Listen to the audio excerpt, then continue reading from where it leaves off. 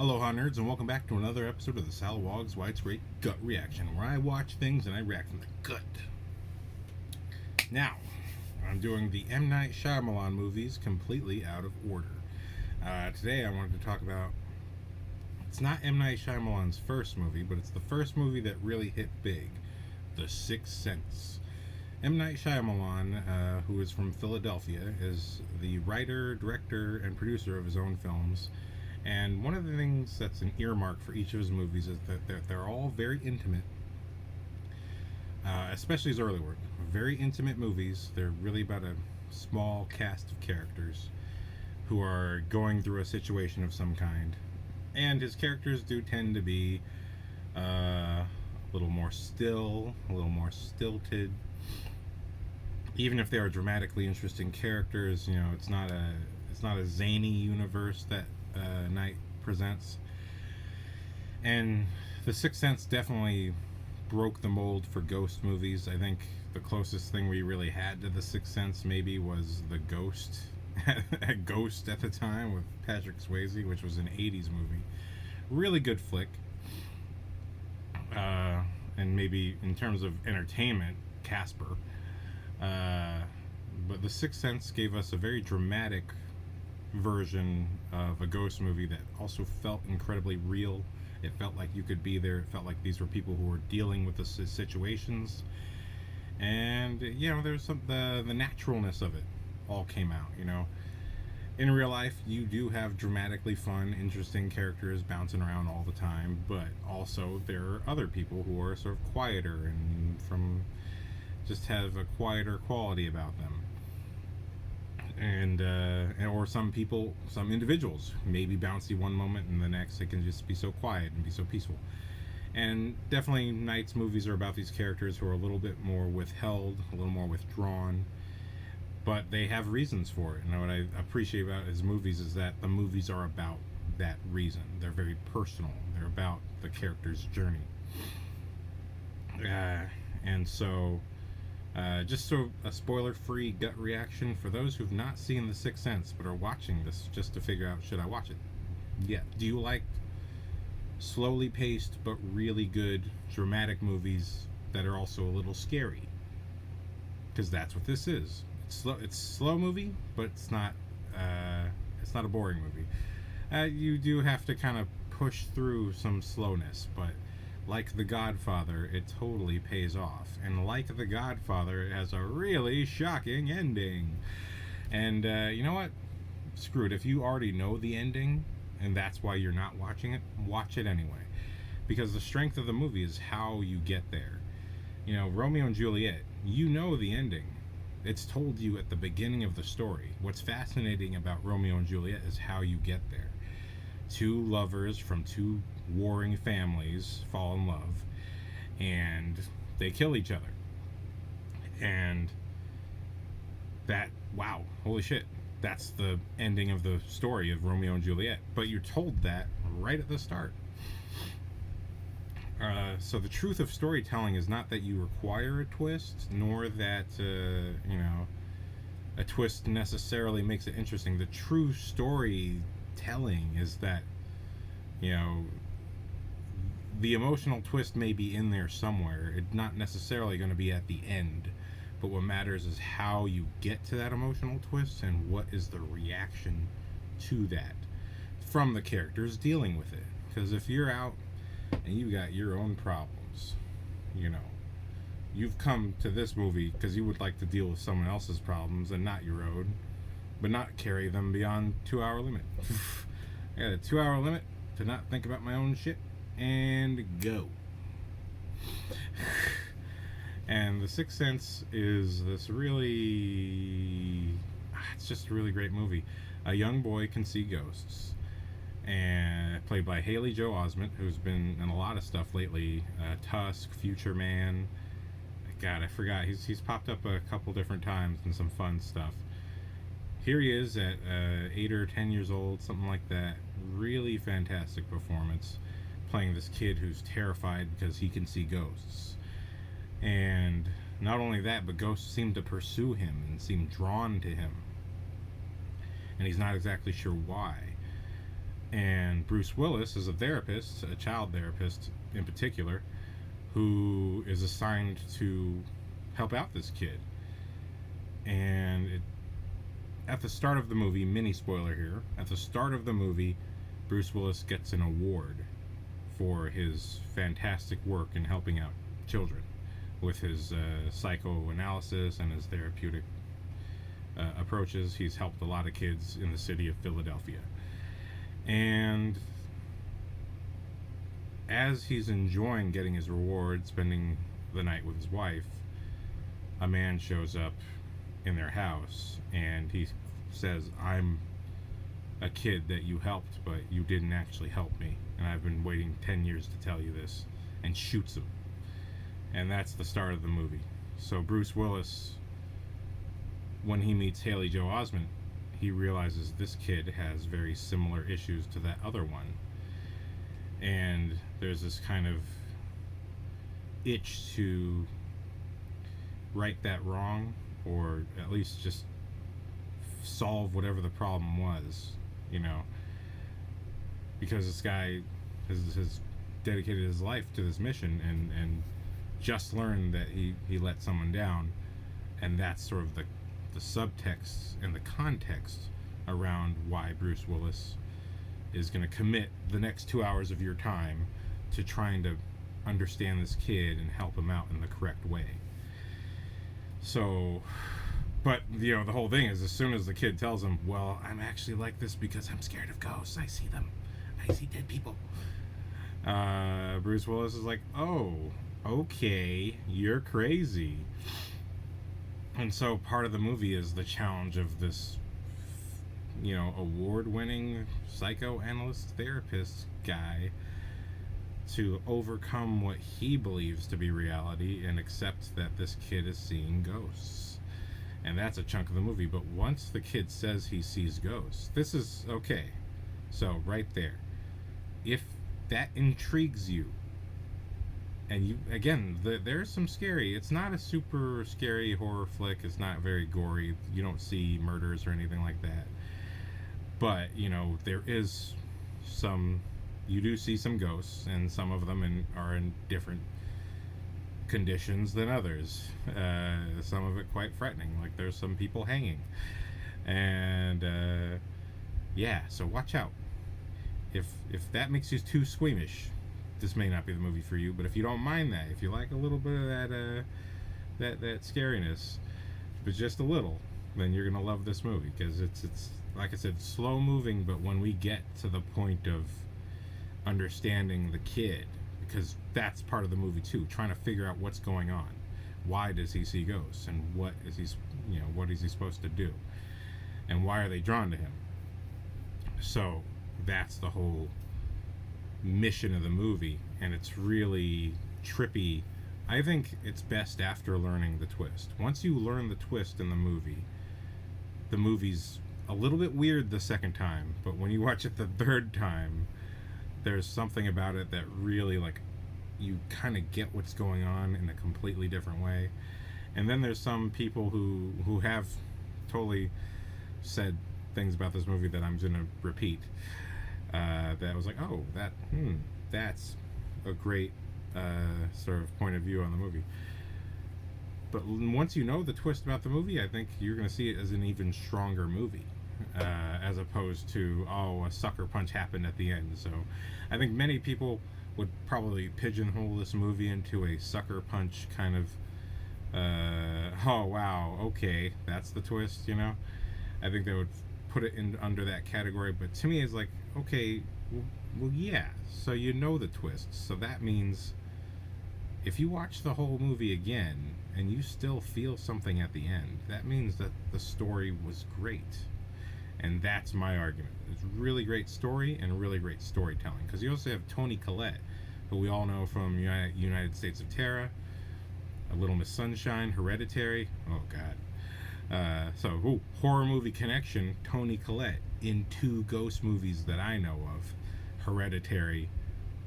There's all the blood, guts, and creepy scariness if you're looking for it. So if you're on the side of the spectrum of, I really prefer the least amount of scared that I can possibly be, but still be some scared, The Sixth Sense is for you. If you're like, blood, guts, and more creepiness, Hereditary is there. And Toni Collette is in both of these movies, and fantastic.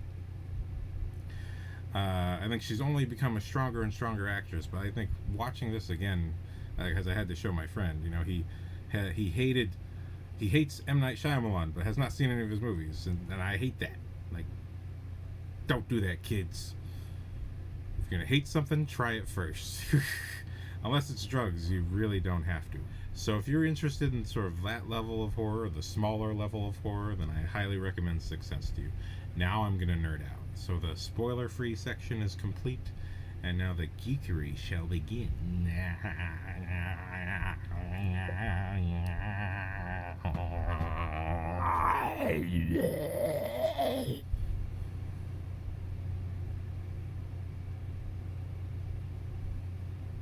So, I'm sorry. I'm weird and tormented by multiple voices in my head. Shut up. So, you know, the phrase of this show is get bored the right way. So, if you're looking for entertainment, that's where that stopped. Right with all beginning of this. This is me geeking out from the filmmaker point of view. The pretentious one. The latest but not the greatest pretentious one who's showed up on your autoplay. Why? Why are you watching this? You're probably asleep. That's the best way to watch this, is asleep. That way I rack up the views and you pass out because you need to rest. I'm your audio melatonin. Da-na-na. Da-na-na, the geekery is about to begin. Da-da-da-na-na-na-na. So one of the powerful things about this movie that I like is that okay, I did not really state it clearly enough. Wow, Haley Joel Osment is a fantastic actor. As a kid, you know, watching it this time, you know, he seemed so mature. You know what I mean? Especially in the interviews behind the scenes, I was like, whoa, this kid is very mature. And understands this movie on at the very least, I would say a college level, or at least between 12th, 11th, 12th, and college level understanding of the themes of this movie. One of the things M. Night Shyamalan talks about, the reason he made the movie this way, one of the storylines in the movie is that after being shot and revealed to have failed one of his kids, Bruce Willis's character, Malcolm, he's had some kind of estrangement with his wife, either because it's been revealed that maybe he's not as great as he said he was, or as the city said he was, or maybe he is just kind of, it's one of those things where relationships just seem to be failing and no one seems to really know why. But he voices it later in the movie that he feels that ever since that event, he changed, and she is just sick of who he's become. Maybe he's become a bit of a lump and he's more obsessed with his work. That's never exactly clarified. So it's one of those things where, for whatever reason, the relationship seems to be falling apart and they're not really speaking to each other. And all the while, that this is happening all the while, he's meeting up with Haley Joel Osment's character and talking to him about his personal issues. And one of the best scenes, I think, for Bruce Willis is actually when he's really officially talking to him for the first time. He tries to make a little game out of getting to know each other, a sort of icebreaker. He's like, how about this? I ask you a question, and if I'm right, you step forward and you sit next to me, and we'll talk. And if I'm wrong, you step backward, and the closer you get to the door, once you get to the door, you're free to do whatever you want to do, and I'll leave you alone for the day. And so Bruce Willis says a few different lines, a few different things about the kid's past that are correct. His mom tried to see a doctor, tried to get him to see a doctor, and nothing seemed to work out, blah, blah, blah. But once he started getting to personal things about, you know, Haley Joel Osment had a watch, and there's things about him at school. And Bruce Willis makes some assumptions that are completely wrong. And that essentially, it gives Haley Joel Osment, though, a lot of power to get out of the situation if it's not comfortable for him. But he does learn, and all this sort of groundwork is laid for Bruce Willis really learning about this kid, and learning that he's actually quite astute, but he doesn't seem like he's unintelligent or anything like that. He seems like he should be doing well in school, and it turns out he's not. And at school, he's bullied, and he's called into the principal's office a lot because he's reacting to the things he's seeing all the time. But he's, of course, not telling people that he can see dead people. And because he's reacting, it's really freaking out his classmates and his teachers. Like, his behavior is happening for a reason that he's not stating to anyone, because he himself understands that it's a bizarre thing to say to other people, and who the hell would believe him. So there's a lot going on with the kid, and so it's a really sort of tough case. And it takes some physical attacks from ghosts that make Bruce Willis hit that fork in the road of either committing to the thought that this kid might be crazy, or what he's about to tell me, because he doesn't tell him until he's attacked. Ghosts are real, and he's seeing them. So that's this whole, playing ball conflict between these two characters. Like, is what this kid say real? And am I supposed to believe that as an adult who knows better? And dang, it's just so beautifully written and so well written, because these two have such an interesting relationship. All these sessions happen in an indeterminate amount of time. We're not quite sure if this is week to week or day to day, which is part of the many clever things that happen in this movie. Because one thing I noticed, I was like, why did this, if the twist is the twist, why did it work? And so when I was watching it this time, I was looking for the twist. I was looking for the clues or the misleads to the twist. So to go further, I have to say the twist. If you are still watching for some reason, go watch The Sixth Sense and then come back. Just on YouTube. I'll just be here, So go watch it. Come back. Are you back? Cool. All right. So at the end, we find out that Bruce Willis's character is a ghost. Oh my God. Oh, the whole time. So I was like, how did you trick me? You know what I mean? And I definitely realized it at the time that it was quite clever, because this movie does a lot of things that other movies and shows do. Essentially, M. Night Shyamalan proved that he could be a great storyteller because he presented things the way they've been presented in other movies and shows, so that your mind kind of has an access point to this thing. And it's stuff you see in real life too. After being shot, Bruce Willis is in, the movie overall takes place a whole year later after that event. The first thing we see is Bruce Willis seeing Haley Joel Osment. And Haley Joel Osment books it. And Bruce Willis follows him. And Haley Joel Osment goes even faster. And that first time you watch it, it's unclear whether the kid realizes he's there or not, which that by itself is a clue. But it seemed when you know that he's a therapist and you see that this is a troubled kid, you kind of put two and two together yourself, most likely, like, oh, he doesn't want to see the therapist or whatever like that. And also, you're not going to assume that the movie with a guy walking around who looks normal, you're not going to assume that movie is, about a guy who's dead. You're not going to assume that up front.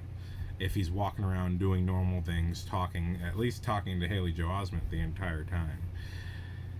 But he doesn't, because the very next scene, after, trying to talk to Haley Joel Osment, he goes to see his wife. And in that scene, when he sits down, the clue is that the waiter drops the check, the card for the check. And, no, alright. In the next scene, when Bruce Willis goes to see his wife, the waiter drops the check. Bruce goes for the check. The wife grabs it first and pulls it away, signs and pays. And as she's doing that, Bruce is talking to her, apologizing for being late for the date. And she looks at him, and she looks just so disgusted and sad. And then she leaves. And so the clue was the check. The mislead was her looking right at him. But when you know the twist that he's not actually there, she's looking at her memory of him. She's remembering him being there and wishes he was there. So it's a storytelling through performance that's happening, but it's also a mislead. So that was very clever. But if you were to watch this scene and he was supposed to still be alive, it would still play as a scene about a man who's late for his anniversary dinner and his wife is basically sick of him. And it's something you've seen in a lot of movies, or even if it's not necessarily an anniversary, we've seen this in various different movies and shows that kind of exemplify these types of relationships. We're familiar with this, and so he's using the way film language as it is to trick you with the actual story itself. So that's pretty clever. Clever gal. Or in this case, clever writer-director.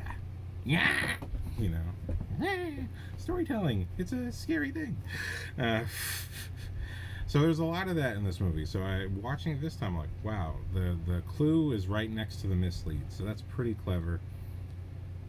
But also, it's the bomb under the table that, once you know the twist, you're just really waiting for Bruce Willis to figure it out. But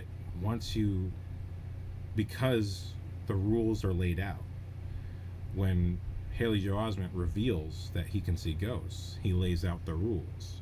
He says they only see what they want to see. They don't see each other. And a lot of them don't think they're dead. They just keep going. And not only that, but when they're angry, or I think he says angry, but I think it's when they're emotional in any kind of way, because Bruce goes through some various different emotions, and you see people shiver and get cold. At least I think so. But I think, yeah, certainly what Haley Joel Osment says, when they're angry, it gets cold. And you often see a lot of scenes where people are shivering and breathing out, and fog is coming out of their mouths because it's so cold.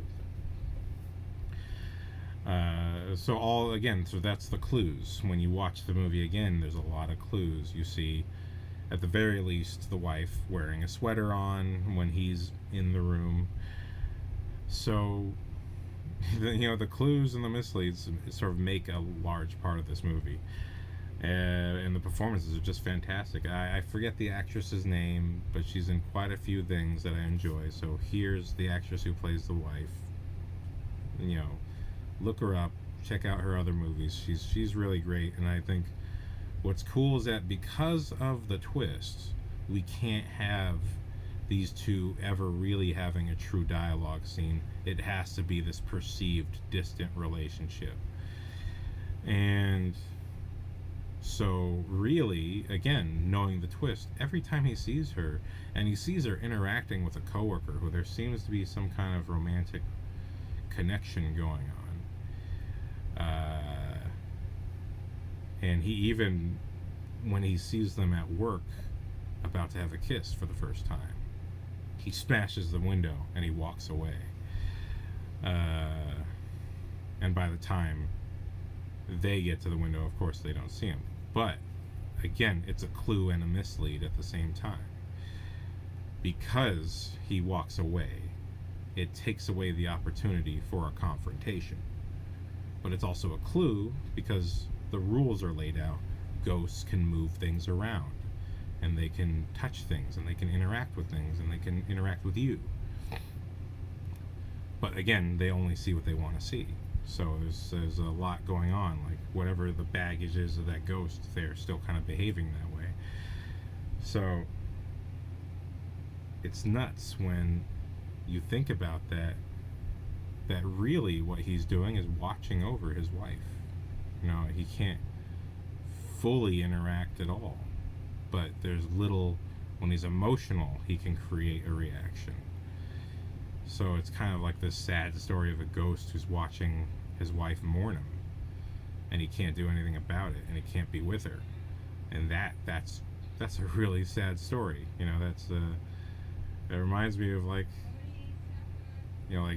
Japanese movies or something. It really feels like a otherworldly type of story that has these grand personal emotions going on. That the story within the story about a man trying to help a kid who sees ghosts is that it's about a ghost who can't be with his wife again. I'm like, man, that's really heavy stuff right there. But right there, all of that, you know. But before I say what I'm about to say, the next time we see Haley Joel Osment, his mom makes him a bowl of cereal, and they're in the kitchen. You know, there's lots of cabinets around. She's, you know, everything's closed and everything's neat enough. It looks like a normal home. But in a single shot,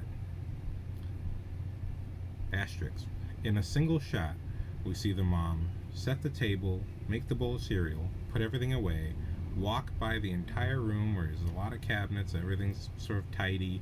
You know, she just finished cleaning up, and she takes the trash out. And then when she walks back into the room, in a single shot, as within a span of what feels like 5 to 10 seconds, she walks back into the room, and every single cabinet and dresser and drawer is open. And Haley Joel Osment is sitting at the table exactly where he was. And your first thought might be, how did he do that so fast? But when you really think about how fast that actually was for how much was open, there's no way he could have got it all at the same time. And when she comes back in and sees everything, and she has a sense that it's not him, but she asks, "What were you looking for, honey?" And she's kind of nervous and kind of scared, you know. And he goes, "Pop-Tarts." And she points at the furthest cabinet in the corner, which is wide open. It says, "They're here." And he goes, "Oh." So when you know the twist, and you know that he can see dead people, and you know that ghosts did that, and you know that this is clearly something that has happened more than once, not necessarily this scenario, but these odd things have happened more than once. And at this point, these two are not freaking out about it anymore. They're just trying to pretend that everything's normal. And that's a very real life type of deal when you're just trying to pay the bills and get through school or whatever you're doing, and you just got this odd elephant in the room that you can't quite explain or tell people about. It's just one of those odd things happening to you, and you're just dealing with it and moving on.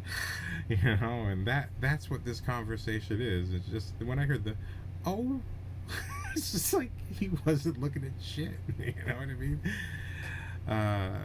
So, I mean, that's our first clue that ghosts have been messing with this kid, and that this is a supernatural story.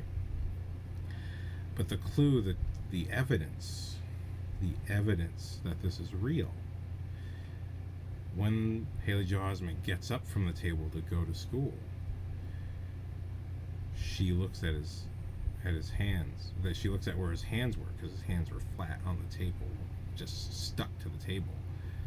And she sees the perspiration and the sweat from having pressed your hands down. And it slowly sort of fades away.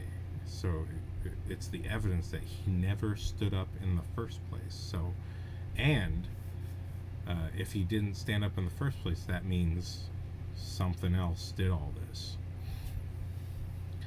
So that's very haunting, and it's evidence that when we reach the end of the movie and he finally tells her, there's some beautiful groundwork laid where in another scene the ghost thing has already happened, but it happens off screen, and the mom asks Haley Joel Osment, hey, I found grandma's old hairpin, her bumblebee pin, in your drawer in your room. Can you tell me the truth this time? Why'd you take it? Why won't you just ask me for it? You can ask me, And he says, I didn't. I never grabbed it. I'm not lying.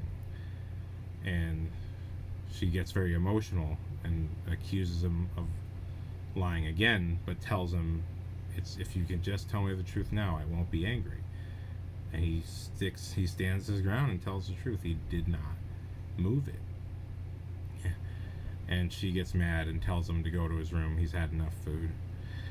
And so the dinner table is a place where a lot of this emotional stuff happens. So again, on a writing perspective, on a production level, we're keeping one location where a lot of emotional scenes happen, and it's good to have a single location where things continue to happen, because you're not, this conversation could have happened in a park or at the store or anything like that.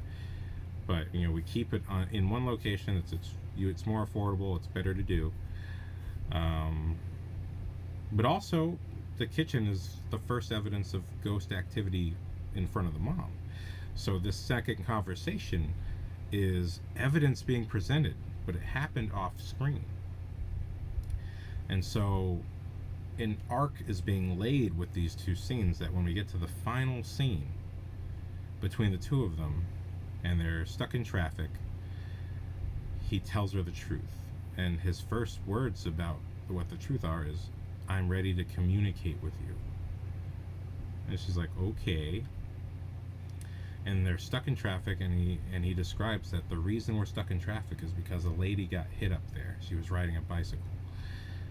And Toni Collette's like, how can you see that, And he says, well, she told me. She's standing right next to me. And she's like, what? And then we cut back to the boy, and we see in the frame the lady in the bicycle standing there, and she's half bloody, and she walks away. I'm like, awkward. I'm like, oh, the original awkward. We didn't say awkward back then. But it becomes this emotional scene because he reveals the evidence. He tells the full truth. He says, I see ghosts, and not only that, but I see Grandma all the time. And Grandma keeps taking the pin from your room, and she brings it into my room, and she likes to leave it there. And Toni Collette's like, that's not cool, kid. Don't say stuff like that. And then he says more stuff. He says, she watched you dance. And she's like, Toni Collette has a look, though, that makes me think, are you a stripper, or have you stripped before? Like, that look like, oh, no, she didn't watch me dance. It was really, I don't know, I've always kind of read something into it, like, why is that your look? There's many faces, but you chose a look of, like, so, anyway, that's just my stupid thinking. I don't know why I've always thought that, just because her particular embarrassment seemed a little more than what I felt was necessary. So he tells the story that the grandma told him, was that Grandma said you used to dance in recitals when you were little, and at the last one you had a fight because she wasn't there, but she never told you that she was there. She just hid in the back so you wouldn't feel nervous about her being there. So and then that she said when she prays, because earlier in the movie actually he asks, you pray to grandma every night? And she says, yeah. And he's just, it sort of seems like a normal conversation, but in this scene he says, when you pray to grandma, she said you always ask a question and her answer is every day. And that makes Toni Collette break down. It's such a great scene. And he asks, well, what was the question? And she says, do I make you proud? It's like, wow. And you just see in her look that she both believes him and has had this major pain in her chest finally removed and filled with like love and sort of redemption or just peace. You know, the water under the bridge is gone. You know, my mom is proud of me every day, and my son really does see ghosts. But the evidence was laid out to her.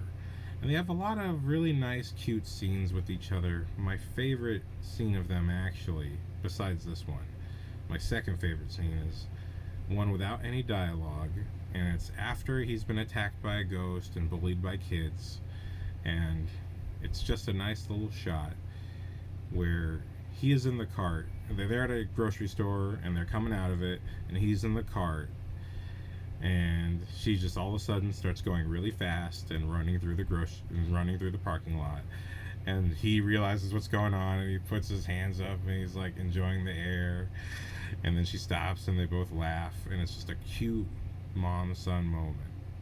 But it's just one of those nice little things that make you realize that, you know, no matter how strange his situation seems to be, and no matter how hard things seem to get, she is the light in his life, keeping things positive and sort of giving him a reason to keep going. So that stuff is really powerful. That's really beautiful.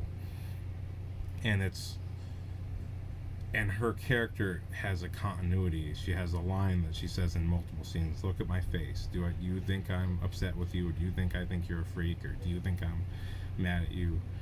You know, she says this is her character line. You know, and she always says that when she's about to, you know, take him back and say, it's okay, like, I got you. And so that final scene is sort of the conclusion of so much tension between the two of them, because he wasn't telling the truth, but also, you know, maybe she wasn't ready to hear it. You know, certainly by the end of the movie, with enough evidence being given, and especially that handprint, you know, by the end of that movie, it's enough to believe him. And, you know, but so much goes on, and so much is revealed about what this boy goes through. It's a really shocking, chilling story on a different level than just horror. It's the horror of someone suffering in some kind of way that no one actually sees, and yet the torment gets piled on by people who aren't realizing that he's acting oddly because he's suffering. So the theme about the movie is communication. This movie has a theme,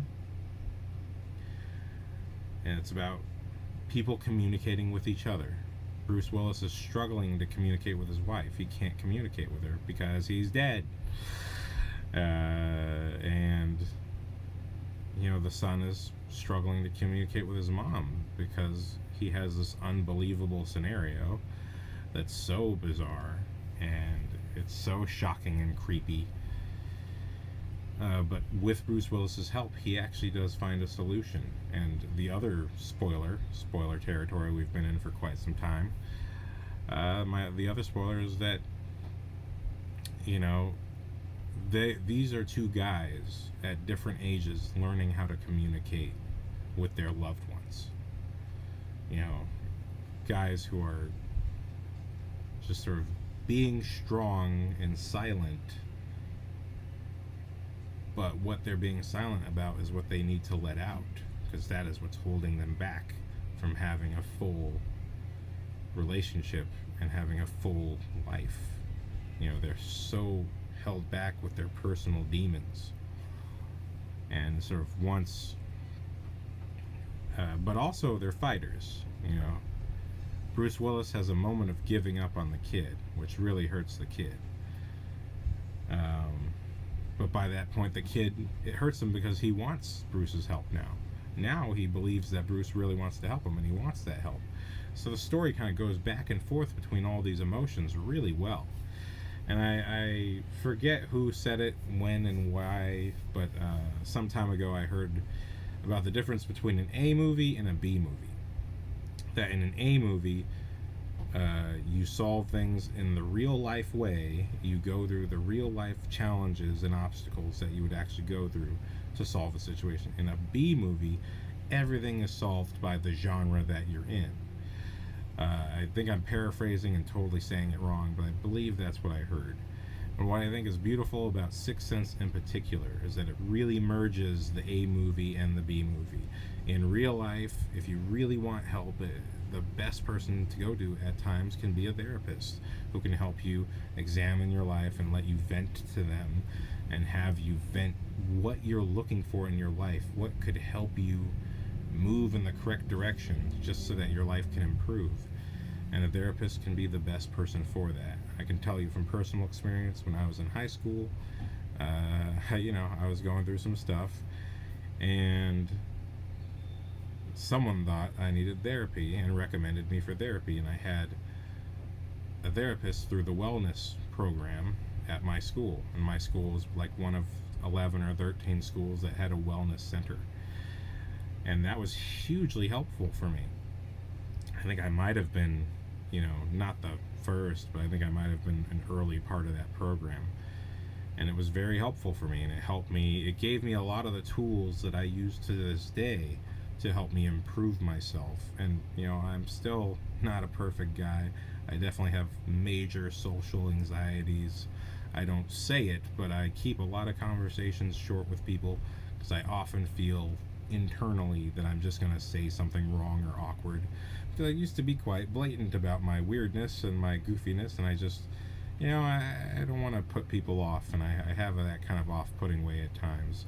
So I try to keep conversations short with people because I have a serious fear of ruining the conversation with something, who knows what coming out of my mouth. It's almost like Tourette's, but of just thoughts and words not necessarily curses or anything, just a strange thing. But anyway, so part of me improving myself is a lot of these tools provided by therapy. So now we're in a little mini "you should get therapy" commercial. Not no one gave me money for this, but you should get therapy. I've heard BetterHelp is out there, but I don't know if that's good. I don't know.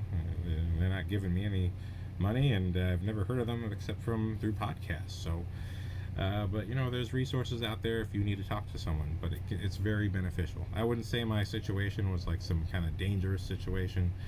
I may have made it seem more dangerous than it was at the time because I needed attention, I needed help. But certainly, I had things about myself that I needed to work on, and it really helped to have someone be patient with me and for me to vent to, so that I could figure out exactly what I wanted out of the scenario, so as to get the best outcome. Because if you don't really know what you want and you're in a horrible situation, then you're not going to find a way out of it. You're just going to stay there. And but part of that is to stop creating these little lies for yourself, or things that you tell yourself that prevent you from accessing, your genuine deserved success. You gotta break through the mechanical exoskeleton you build in your own head sometimes. And in the case of this boy, the exoskeleton was quite simple. I'm scared because I see ghosts, and it's fucking freaky.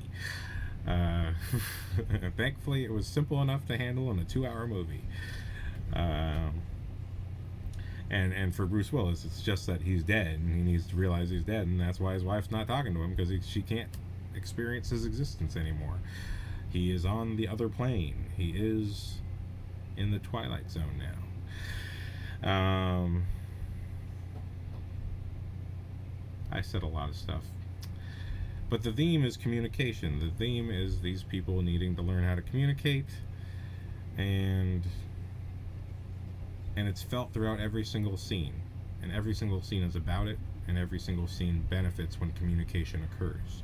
Even the further twist of learning, why does he have this power? Why are these ghosts visiting? It's because they need help, and they're seeking him for help. They're looking for things to be done so that they can move on. And really beautiful little side story we get with Misha Barton, who's I think 8 years old in this scene, where she's a ghost and she's puking like this. It looks like oatmeal. She's just puking oatmeal out of her mouth, and it's like it's like a Japanese horror movie or anime or something like that.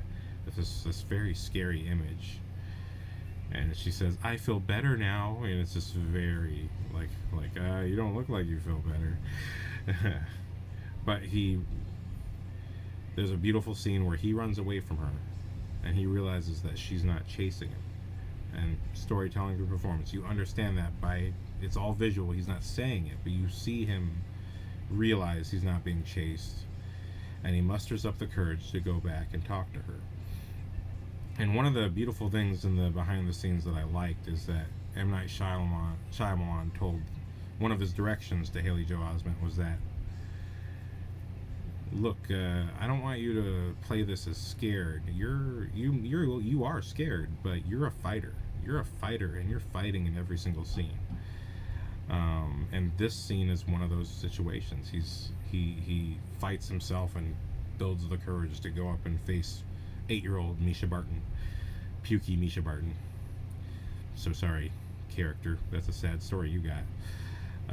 But when he helps her out, that's his evidence of what he's supposed to be doing. That these people are coming to him for some kind of need.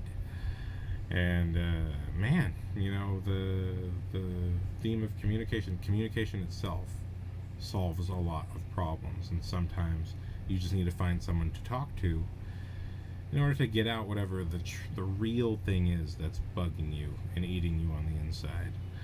So that's the just the overall on my feelings on The Sixth Sense. A lot of great stuff, but now it's gonna get boring. Okay, here's the real geekiness. So this movie, I told you it's gonna get really boring now, so don't be upset. Or if you're upset, you are choosing to watch this. This is your choice. You're choosing upsetness. Okay, so on a production level, from the filmmaker's perspective, how we will view this movie through the goggles of ones who make it. Now it's no longer just about me massaging my ego and what I like about movies. Now it's about what did they do in that movie. I'm not bird watching, I'm nerd watching. Interviews so sexy. So, one thing I really thought was cool when I watched it this time around is both, I already did Unbreakable. I'm doing his movies out of order. Both Unbreakable and Sixth Sense have something in common, where a lot of scenes have these long takes. And especially in the "What did you do with with Grandma's pendant" scene, we have a very long take that starts wide and pushes in, and it's the mom on one side sitting at the kitchen table and the son on the other side sitting at the kitchen table, and it just pushes in, moves to the mom, moves to the boy, moves to the mom, moves to the boy again, and we get their whole performance, and it's kind of like a stage play. But at the same time, it still looks cinematic and looks good. And it's a really intense scene as the camera slowly gets closer, and it kind of looks back and forth, and it feels like you're there, like you're watching this scene. And it very well may be possible that this is supposed to be the grandma's point of view or something like that. But in all the same sense, Unbreakable has a lot of scenes that are single takes, and in fact, Unbreakable is even bolder, and will have scenes where you may not even clearly see the people speaking, but you hear them perfectly. And a lot of shots will just hold and be wide. Now, this movie does have some more angles and stuff like that, but a lot of stuff, just like the first kitchen scene, that's all one shot. With the exception of the cut to the handprint that fades away. That's the only time we have a cut, but it's a very I'm going to talk about this more, but the power of a close-up, the fact that we have this wide shot establishing that ghosts moved everything around in the kitchen, and then a close-up of the hand, that's the only time we cut. That means the cut is important and that the close-up is important. And these, again, are evidence. This is what hits you. This is what allows it to hit you in the long term. That you pick your close-ups very carefully, and you pick your cuts. I think I learned a lot of this before I ever went to college, so I understood a lot of the editing and directing principles. I didn't make anything particularly good, but if you watch my stuff, there is an understanding of flow, of shots leading to other shots, everything having a flow to it. There is an understanding of storytelling there. I'm not saying it's good. It's very bad. It's very bad. But, the understanding is clearly there. But I get that from M. Night Shyamalan's movies. In fact, I don't think I realized how much of a fan I really am of M. Night Shyamalan, because I think I got, the one who got me into movies was Guillermo del Toro. But then I got very inspired by Sam Raimi's movies and his point of view. And Christopher Nolan, of course, dominated. I think Nolan, J.J. Abrams, if you were to put them together, you would have Steven Spielberg. But separately, they're like the intellectual side of Spielberg, and the, if Spielberg really read a lot, or if he really moved the camera a lot, you have these two sides of these sort of filmmakers who really are people who get it. They get it. But if I look at my own work, it's like so obvious to me now that what I was referencing, why I shoot things certain ways, I realize what I'm really inspired by is M. Night Shyamalan. His filmmaking is so solid that we have these single shots. In the case of Sixth Sense, there's a lot of scenes where there's intercutting. But I think the single shot scenes are sort of like they have a specific purpose in the movie. Partly evidence, but also hugely emotional. And those scenes are the ones that I remember first. I can't recall, I don't think there's anyone in particular between him and Bruce Willis. But all the ones that I recall are between him and the mother. So a lot of long takes, and it makes, again, the long take also makes you feel like you're there. Because you're waiting for a cut. You're waiting for something to happen. And like in real life, sometimes you're just sitting there and nothing seems to be happening. But in a movie, you're sitting there, but something's happening. It doesn't matter. If you're making the movie right, you just sitting there doesn't mean that nothing's happening.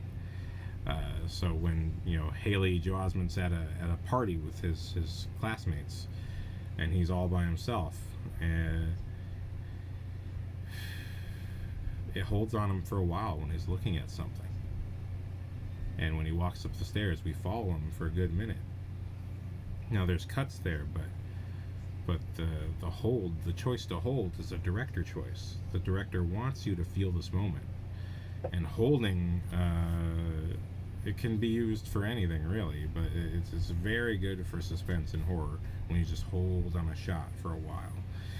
And the point is also to capture the actor's reaction to whatever's happening. Even if they have to imagine what's happening, they're reacting to it.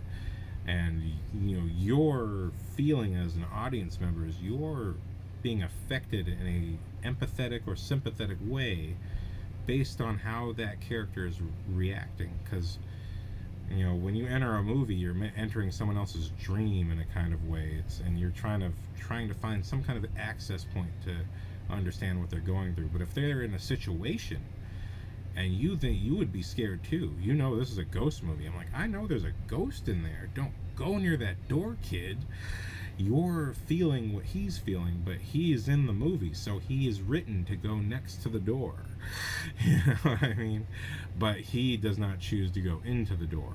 You know, he's just got enough courage to just try and look and see the ghost. But of course the bullies shove him in there. So that's why he goes in there, you know. But damn, you know, what an intense scene because of that. And then the same with the bumblebee pin scene, how intense it was because the camera just pushed in and it felt like you were observing this real life conflict between a mother and her son. You know, I think what I appreciate about M. Night Shyamalan's movies is that when it's real, it's really real. And it feels like an authentic thing that you're sitting and experiencing with someone else. You're experiencing a very specific type of character and a very specific type of person, you know. Because again, I know plenty of wild characters in my life, but Shyamalan's characters tend to be these very low-key type of people. Very few are like, you know, out there. You know, we get that with Split, but a lot of them very low-key. Especially those first three movies. Man, I love Signs. I'm going to do Signs as well. But all these long takes, you know, part of that, the power of his direction also comes from the use of storyboarding. There's a whole special feature dedicated to how he heavily storyboarded Sixth Sense and Unbreakable.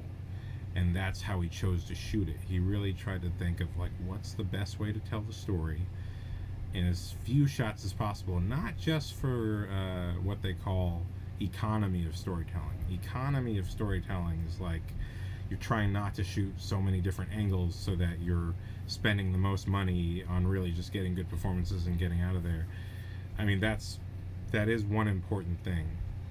But really, the true economy of storytelling is how many shots do you actually need to tell this scene? Because that is what you should be shooting. That's a particular shooting philosophy.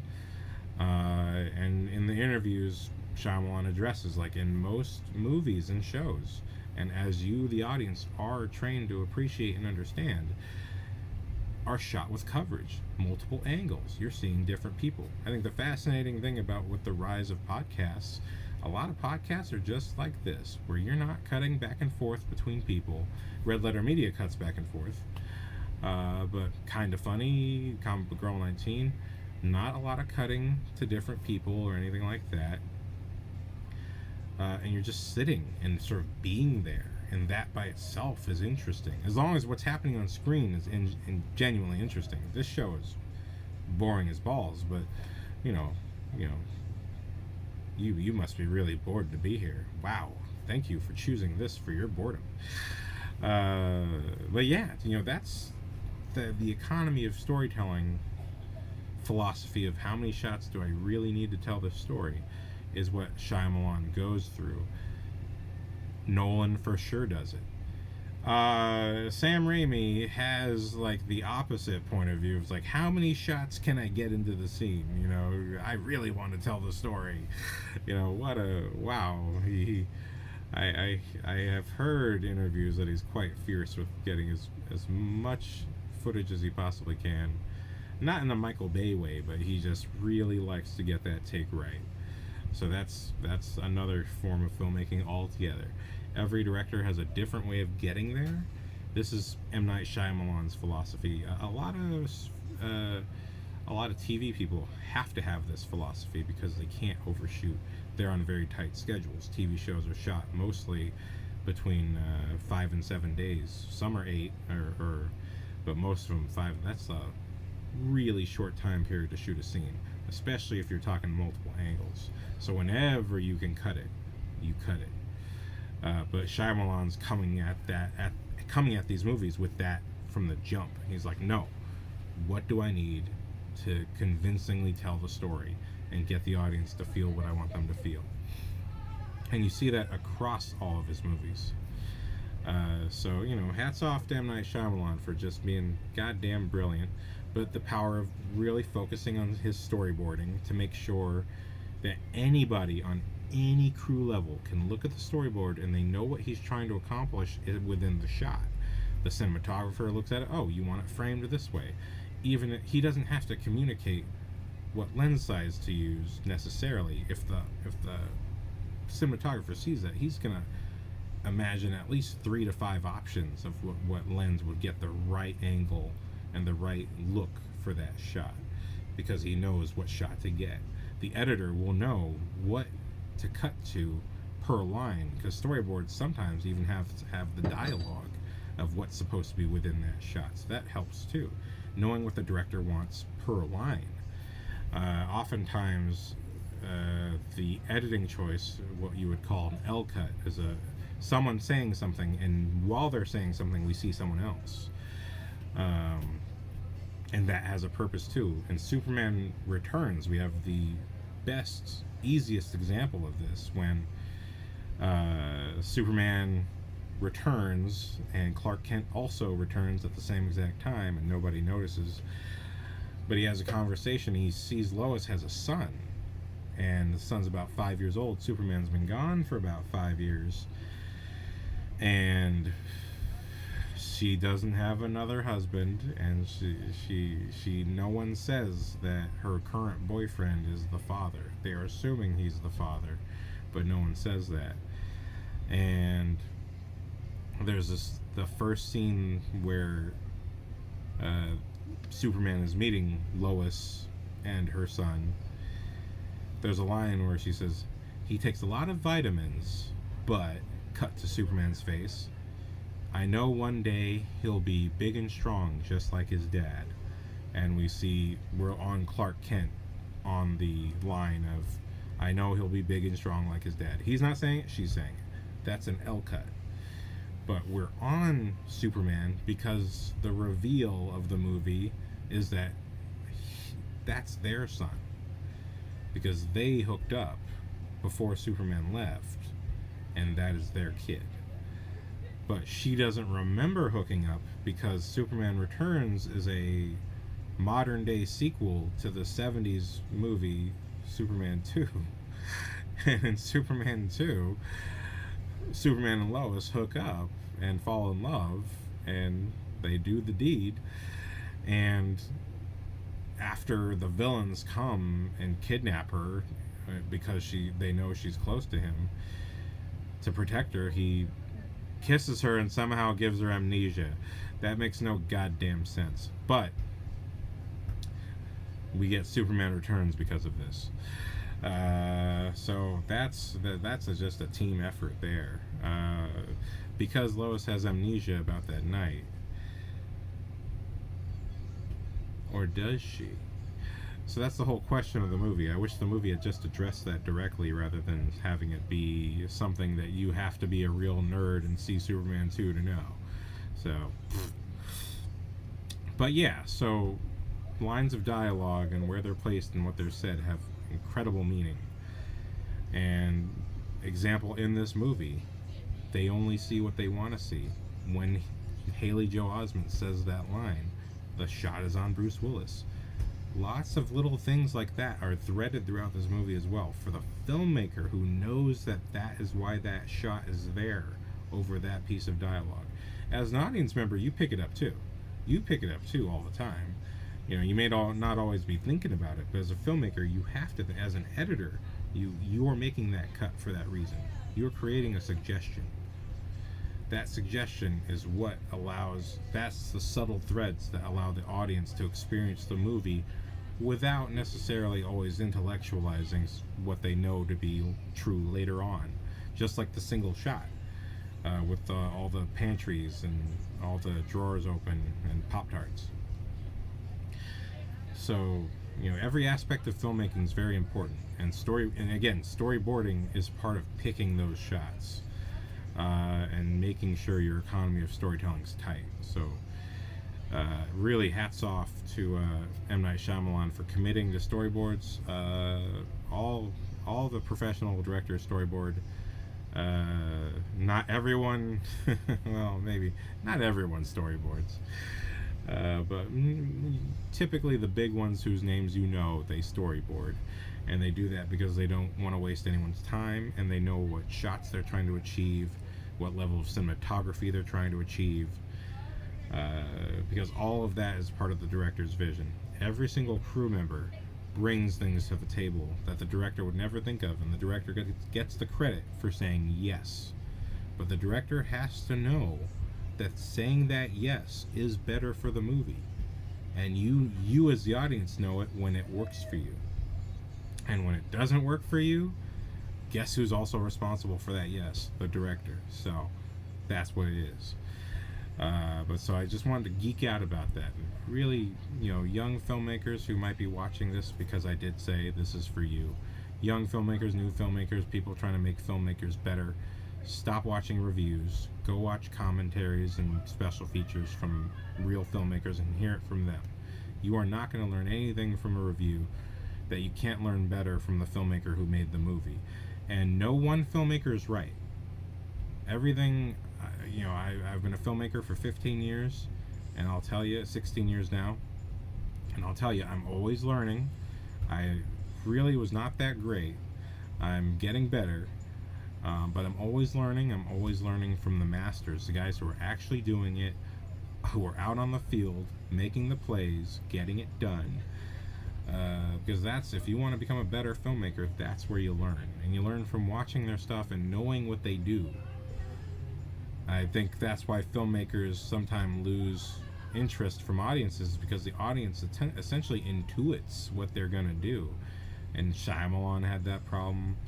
I think Nolan, I feel like, is always close to having that problem. But his stuff is so epic, you kind of just can't deny it. But that's definitely the problem you have with any filmmaker who gains success. They may lose money over time because audiences just get used to it. They get used to that style.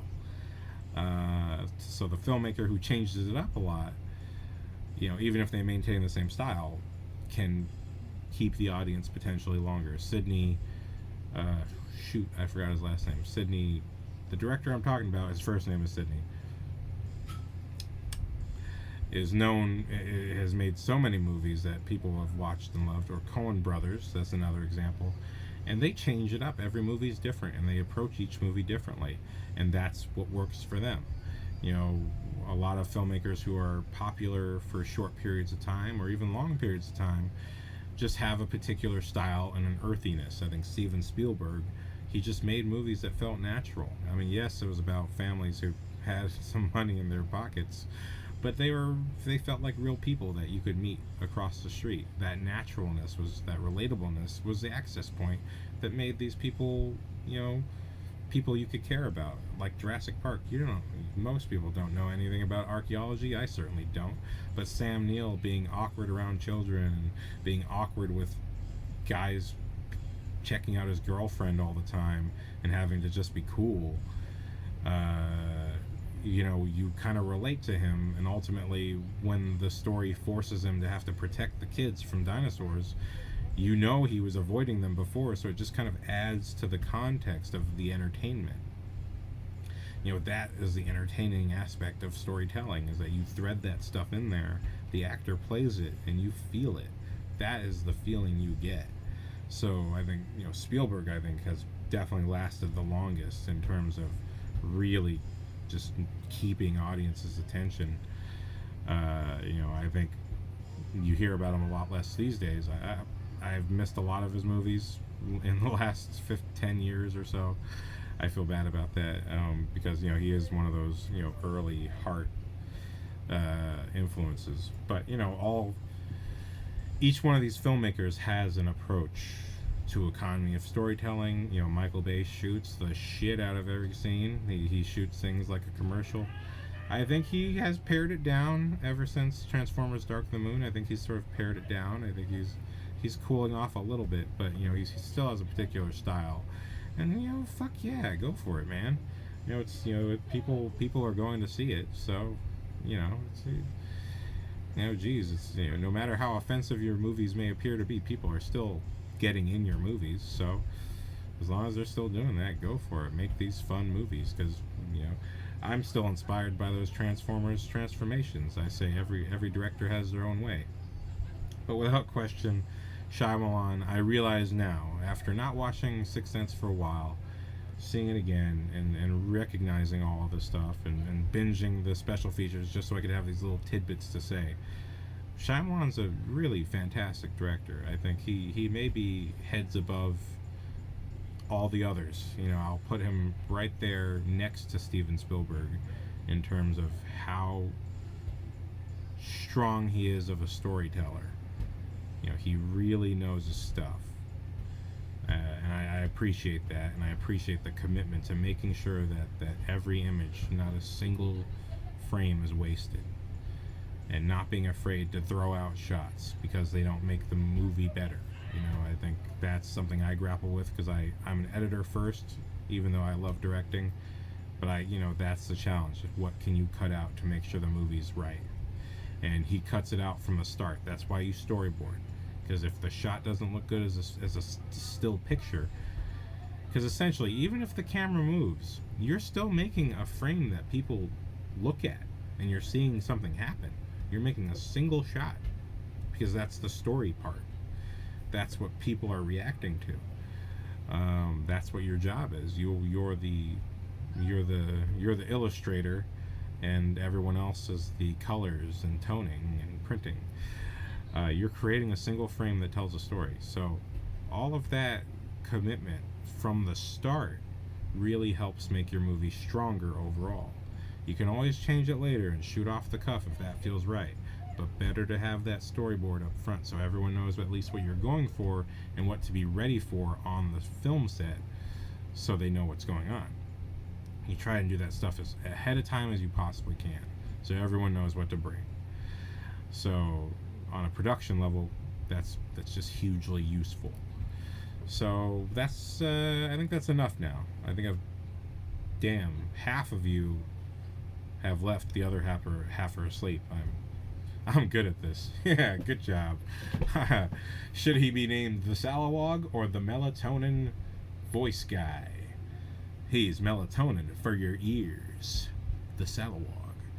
So that's me nerding out about M. Night Shyamalan's The Sixth Sense. Fantastic performances, fantastic crew. What a great team that came together to make this movie. I'll be doing some more M. Night Shyamalan movies, certainly out of order. I think next I'll do Split, and then I'll do Signs. So I'm just going to keep doing this out of order to keep things interesting for myself. So, thank you for watching, and remember, if you like what you see, don't like, don't subscribe, and don't comment. Am I talking about myself? Yeah, don't watch this. Jesus Christ, go outside and do something interesting. I don't know, Jesus, get off of YouTube, bro.